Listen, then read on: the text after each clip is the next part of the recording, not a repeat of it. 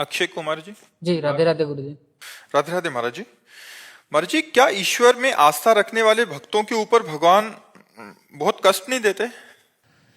यार कष्ट तो नहीं देते, कृपा करते हैं, पर क्या है, अनंत जन्मों के पापों का नाश होना है। जैसे इस जन्म में भगवान की प्राप्ति होनी है, तो अब जितने हमारे सब कूड़ा करकट जमा है वो सब इसी जन्म के भोगने में आएंगे। तो दिखाई देता है कि यार भक्त को बहुत कष्ट है, पर ये सब इसलिए है कि अब हमारा जन्म आखिरी है। अब हमारा जन्म भगवान की कृपा से होगा, कर्म बंधन से नहीं होगा। तो वो सब भुगताए जा रहे हैं।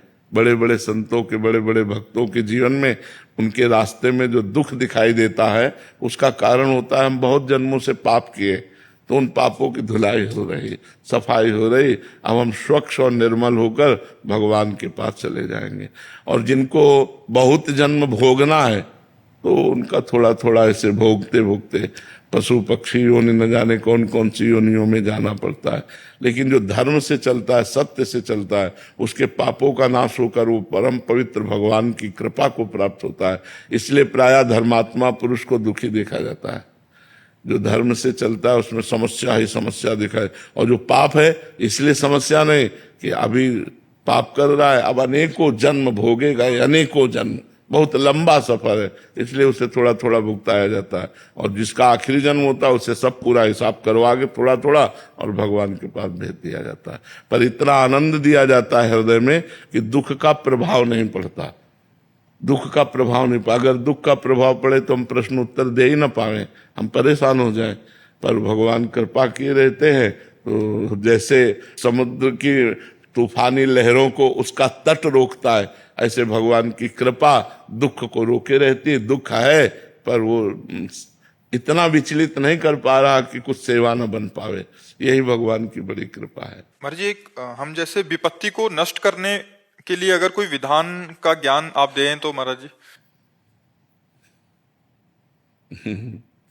हमारा तुम्हारा तो भगवान के लिए भजन होगा, भजन। और जिनके यहाँ पुत्र भगवान बनकर के आ रहे हैं, देवकी वसुदेव भारी विपत्ति में है नहीं, ऐसे महापुरुषों को तो राजमहलों में परम सुख से संतान प्रकट करना चाहिए, लेकिन संतान कहाँ प्रकट हो रही। कितना भारी दुख है देवकी वसुदेव जी को, कितनी भारी विपत्ति है। मतलब घोर राक्षसी स्वभाव वालों का पहरा है, हथकड़ी बेड़ियां हैं, और जो पुत्र पैदा होता है वो कंस के पास ले जाते हैं और कंस उसे मार डालता है। 8वें में भगवान आए, पर भगवान भी जब आए तो हथकड़ी बेड़ियों के अंतर्गत ही आए। हथकड़ी बेड़ियां जकड़ी हुई हैं उस महापुरुष के, और भगवान सामने खड़े। हरि तेरी गति लख न पड़े। विपत्ति नष्ट हो जाए, हमें लगता है कि विपत्ति सहने की सामर्थ्य देते हैं भगवान। नष्ट करना चाहे तो कर सकते, लेकिन वैसे हमें कम प्रमाण मिलते हैं। विपत्ति नष्ट होने के कम प्रमाण मिलते हैं, विपत्ति सहने की सामर्थ्य दे, ये प्रमाण ज्यादा मिलते हैं। अब जैसे दुशासन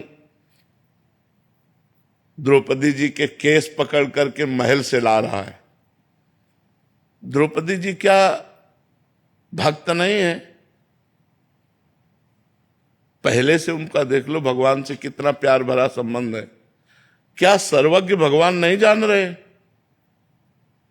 जान नहीं रहे? महल से जो ही केस पकड़ा उसी समय भगवान जान रहे, लेकिन तब तक वो चुप रहे जब तक द्रौपदी ने पुकारा नहीं। अन्य आश्रय था पांडवों का, भीष्म जी आदि का, जब सब आश्रय छूटा, पुकारा, तो यही भगवान वस्त्र बन गए। तो हमें लगता है कि विपत्ति भोगने की सामर्थ्य देते हैं, विपत्ति मिटाते नहीं। तो हमें लगता है कि भगवान विपत्ति नष्ट नहीं करते, भगवान विपत्ति को सहने की सामर्थ्य देते हैं। तो भगवान से प्रार्थना करना चाहिए कि हमें सहने की सामर्थ्य दो। सहने की सामर्थ्य देंगे, व्यवस्था कर देंगे, और हमारा भजन करो और हमारे पास आ जाओ। तो हमको जैसा लगता है कि भगवान विपत्ति में सहयोग देते हैं, विपत्ति में बल देते हैं, पर विपत्ति हट जाए, मिटिया मेट हो जाए, ऐसा हमने भक्तों के जीवन से नहीं देखा। भक्तों को बड़ी विपत्तियां सहनी पड़ी है। भक्तों ने विपत्तियां मांगी हैं महाराज जी। आप भी कभी कभी बोलते हैं कि ये किडनी रोग न होता तो ये स्थिति नहीं होती। आप भी काफी बार सुना है। भगवान का विधान होता है। यही तो भक्तों की महिमा है कि वो दुख मांगते हैं, क्योंकि दुख में भगवान का जैसा विपत्ति में सुमिरन होता है ना, वैसा सुख में नहीं होता है। जब कोई साथ नहीं देता, एकमात्र भगवान का सुमिरन, तो वो भगवत प्राप्ति करा देता है। सुख में तो उस कोटि का सुमिरन नहीं होता, जब विपत्ति और दुख में सुमिरन होता है। इसलिए कुंती जी ने दुख मांगा था।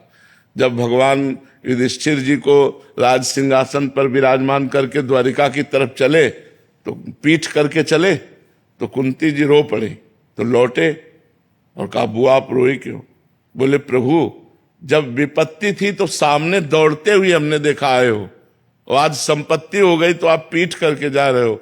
मुझे सदैव विपत्ति दीजिए, जिससे मैं आपको सन्मुख देखूं, आपकी पीठ न देखूं कि आप पीठ करके जा रहे। मुझे कदम कदम पर विपत्ति दीजिए। तो विपत्ति में आपको अपनी तरफ आते देखती हैं, यही सौभाग्य का विषय होता है।